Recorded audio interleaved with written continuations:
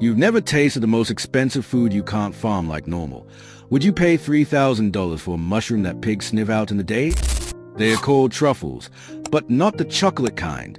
These earthy, knobby fungi grow underground, mostly in France and Italy, near oak trees.